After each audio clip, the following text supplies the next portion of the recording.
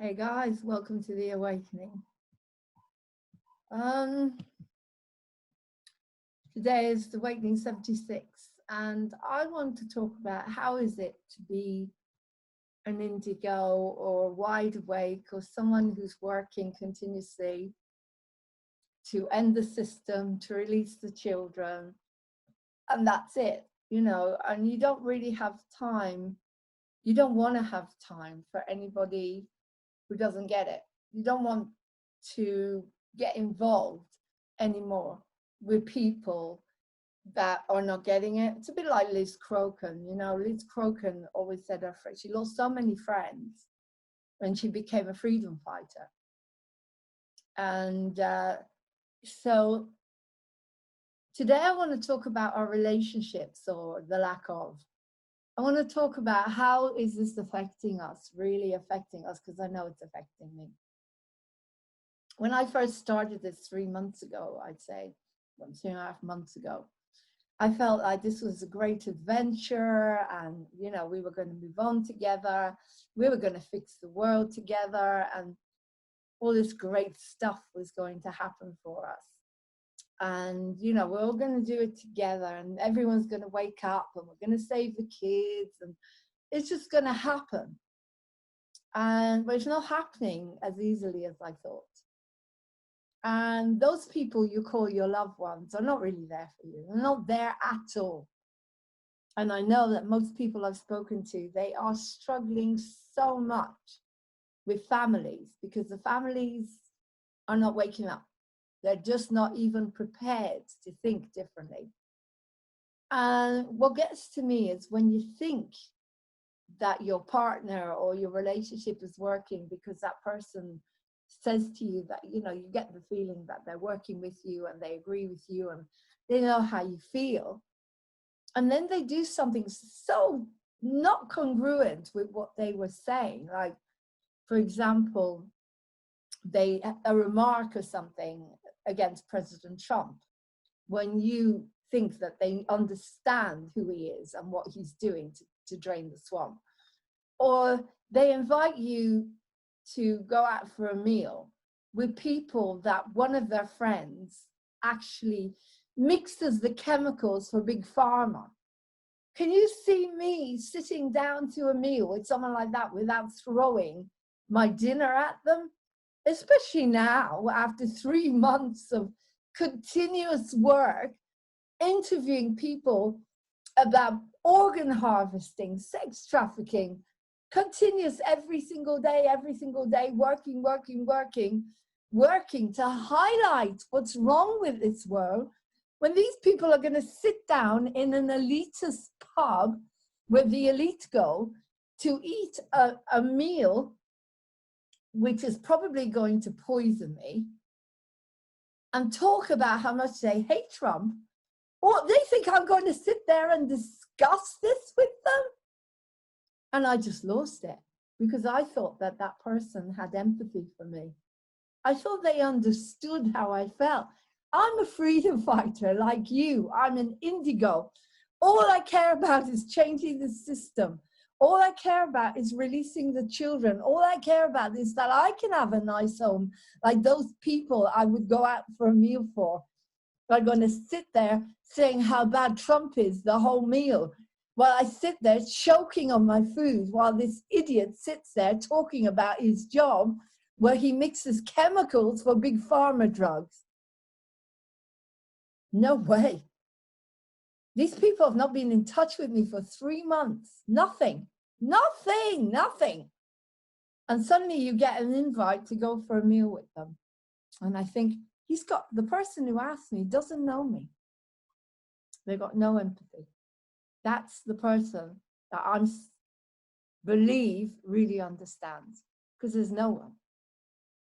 And you just need someone to talk to. You just need some common sense. There's no one. Unless you go on Facebook and you put a message and say, call me, that's it. There's no one. And that person is actually kind of responsible for your life at the moment, because what else can you do? You've got to live somewhere. and you think that person loves you, and you think you love them, but they don't get you. They don't get you. And if the vaccine, that team was on the door, then would they force me into doing whatever it is they want me to do? When there's 45% of the world that are awake now and understand that all this is all wrong, why am I still living like this? And how can that person even say to me, oh, they come in, they say, we've been invited out to dinner, guess who? And I think, oh, that'd be nice. Is it someone I know that I love, that is red-pilled, and we can talk about all the great stuff that's happening and how to release the kids, and then I can eat my meal, a healthy vegan meal or a healthy meal that doesn't stick in my gut and make me sick with God knows what chemicals and whatever. No, keep guessing, keep guessing. And then he tells me, and I think, he gets angry with me when I say no. And I think that person doesn't know me at all. Are you struggling like that with your families? Because I am. I don't have a family. I have very few people. Friends, I have one or two that I can talk to now. And they're the new friends that are wide awake, the ones that are on Facebook with me. I don't have any other friends. They're not keeping in touch. They're too far away.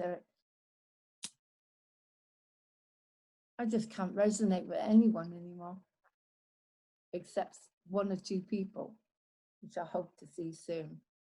And I did invite people around. And I said, you know, don't bring a mask, mate, because if you bring a mask, you're not, I don't want that anymore. I can't bear it anymore.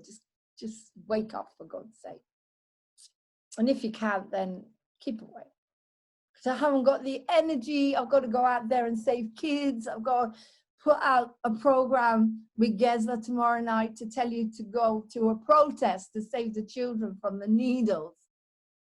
I'm not going to sit down to dinner with the other side. I'm not interested. I have no interest anymore. And for that person to even to call me names because I put them in a situation where they had to tell that person no. They had to tell these people, no, Laurene can't do it. Tell them I'm working. I don't care, but I can't do that. I'm not interested. I'm on a different vibration. It's a different culture. It's a different everything. It's all different now. It's all different. And as I say, if I sat down with someone, a big farmer now, I'd throw my meal at them and walk out. So do you want that?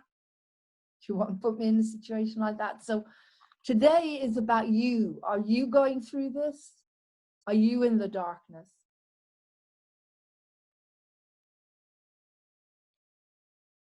And I'm just putting on Facebook, I said, can someone call me, please? I will do an awakening to take myself and you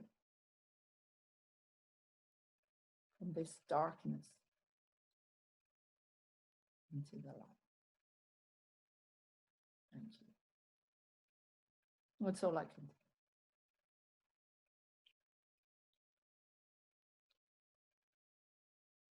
I was doing the working. That's what I do. So if you're going through this at the moment, and I don't want to shame this person on Facebook. I don't want to shame anyone. But I am hurt. I feel hurt. I feel confused. I feel alone, totally isolated. Where is my tribe? Why are we not together? Why are we not together saving the children? Why are we not together meditating, hugging, singing, dancing? My tribe, my people, where are you? I don't want to live like this anymore.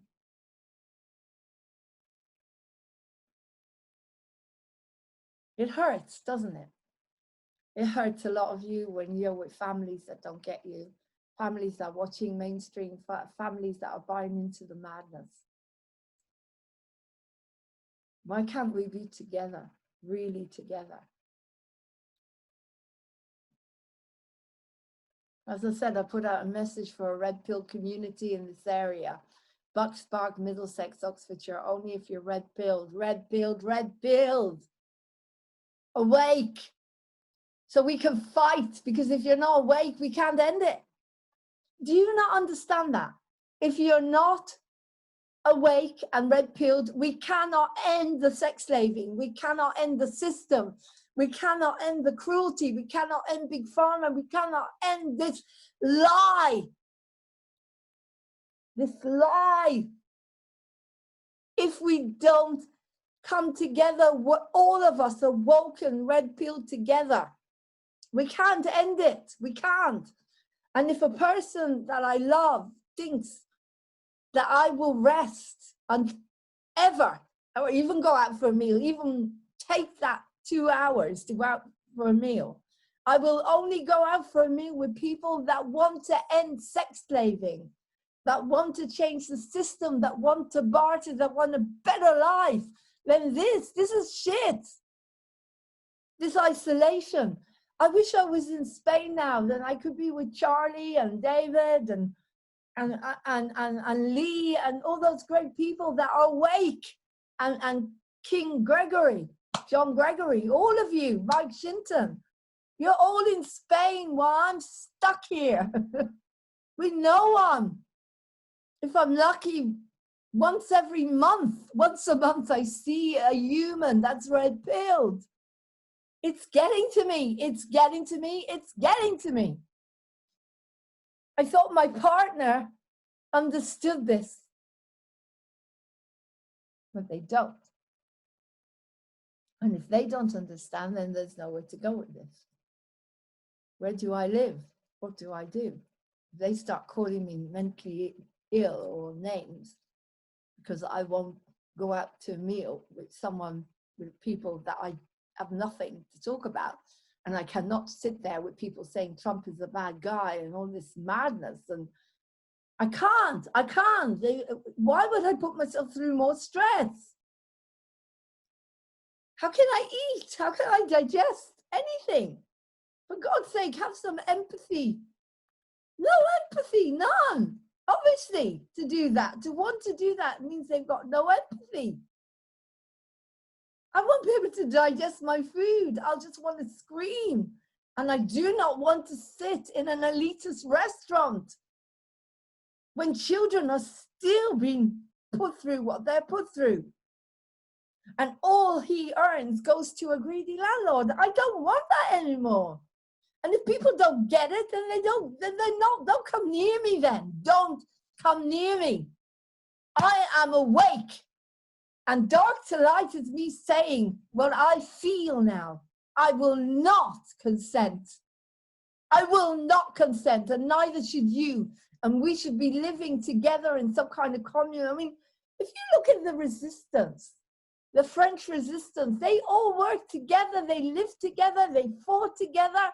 We're all isolated in our homes, in different parts of the world, in different countries.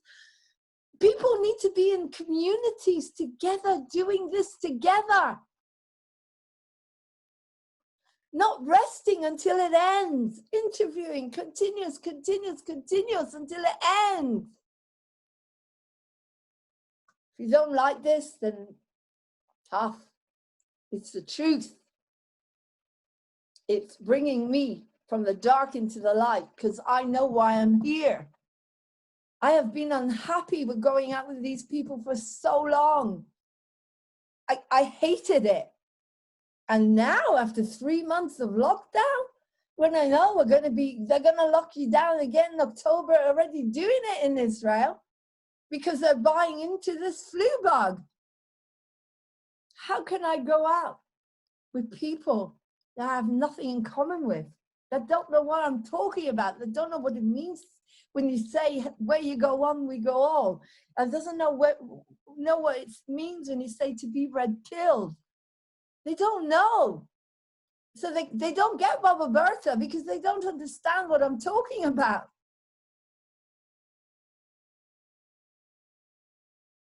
It doesn't make me a bad person. It makes me someone that is trying to protect themselves, to put up a healthy boundary and say, no, this doesn't work for me anymore, never did. And now I'm not going to pretend 3 months of what we've been. I've said to my husband, if he goes back to that greedy company that pay him less than £1,000 a month that goes to the landlords, I'm leaving him. And I will.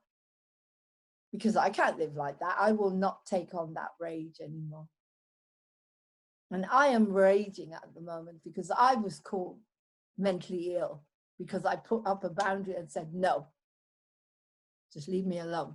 I will not go out with that lot. It's black and white now. You're either with us or you're against us. End of. This is a war. And if you don't get that this is a war, World War 3, 4, 5, 6, and 7, that we will not survive, the human race will not survive, and they will come and stick needles in innocent people like me and tell me what to do after years and years that you and I, people that watch this, have stood tall and said no, then you're not one of me. And you're just lying. It's really hard, isn't it? When you wake up and your family and your friends don't. It's really hard. So guess what? You've got to go out there and you've got to make new friends. No family, but you've got to make new friends. I haven't got anyone. I dreamt about my sister last night. I did a tarot reading for her and sent it to her from the heart to help her. She doesn't even get back. I dreamt about her last night. I dreamt that she was full of love, and I wake up and there's no one. There's no one. No one. And her husband, I thought, understood. But now there's no one, just me and the cats. That's it. And people on Facebook. And occasionally on the phone. Very occasionally on the phone.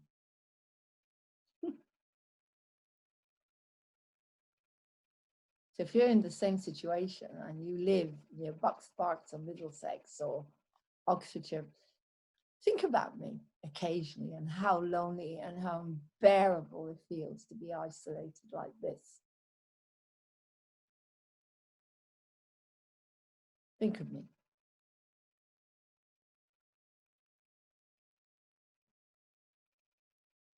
Now I feel like I'm even more alone than I thought.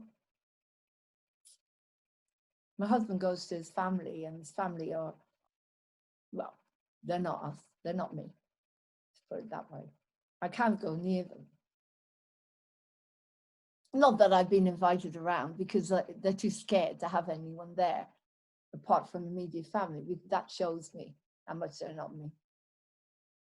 There's no one. So I meditate, I take time out, I do my programs, and Adobe packs up and I'm finished. I can't even edit, so I go to bed. And then I get up and I carry on. Everything has become so monotonous and boring to a certain extent until I bring on exciting people to interview. It's the same every single day. It's the same now. I go to bed at about 5 a.m., 6 a.m. after I finish my editing. If I'm lucky and Adobe's working. I get up about 3 or 4 and I do an interview or I go to the allotment. That's my life now. That's it. That is it. I don't earn anything. So I don't know how long this is going to go on for.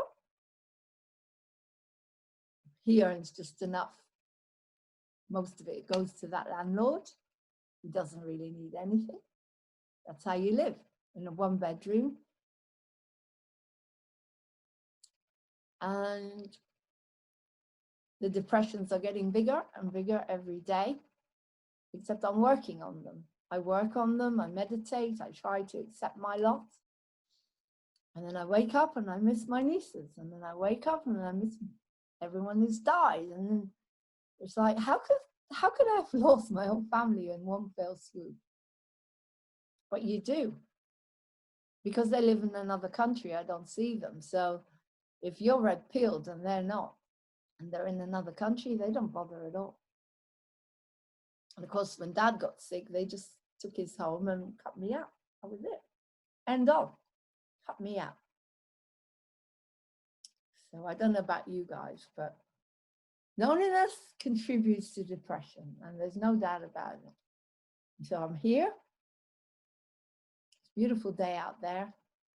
I'm going to eat something, and then I'll probably just go down to the allotment and sit there on my own, maybe have a good cry. I don't know anymore. Because now I feel like the person I felt had my back. Doesn't feel that way now. No empathy whatsoever. No. Anyway, you take care, my darlings. You take care. I don't really know how to take. All I can say is to come into the light. Is to just do what you love, like I am.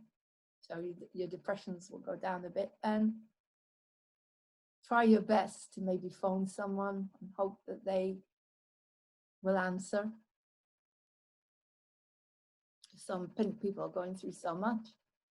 Try your best to create new friendships, a red pill community around you.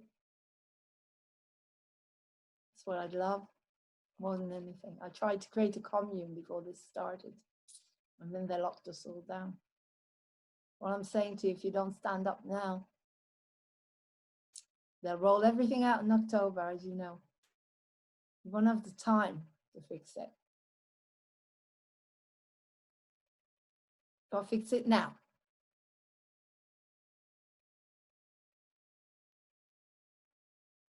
Let's do a How to Stay Sane in a Crazy World card and a Course in Miracles.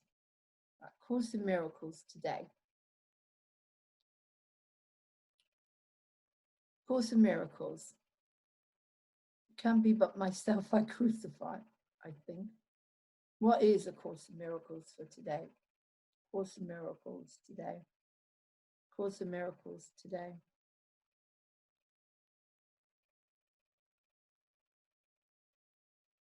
Lesson for today. Lesson 199. I'm not a body, I am free. Body is a limit. I'm not a body, I am free. The body is lonely. The body is gutted. The body is lonely. The body is fed up. The body doesn't want to live like this anymore. But I am not a body, I'm free. That's the light, isn't it? I'm not a body, I'm free. Let's do a How to Stay Sane in a Crazy World card. And then I might do the last tarot that I haven't done yet, which is Gemini. The awakening out. Journal. Today is a day to start a journal, to write down your feelings and thoughts. Why should kids have all the fun? Today it's my turn to. There you go. How to Stay Sane in a Crazy World. Write a journal. God, I wish people had given me the opportunity to talk about Simply Amazing. The recovery I had in the therapeutic community. Therapeutic community was 3 days a week, where you went in there 3 days a week. And you got therapy, and you got 24-hour support system with a lot of bullying.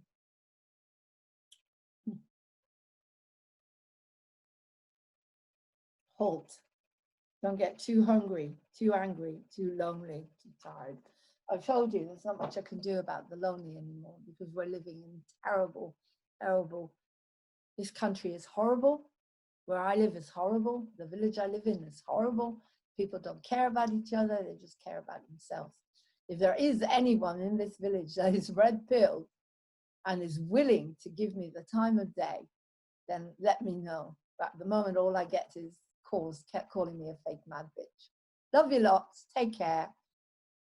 And I hope you can realize you're not a body, you are free. And also to write a journal, maybe. That's what people say to you. Why don't you meditate or write a journal?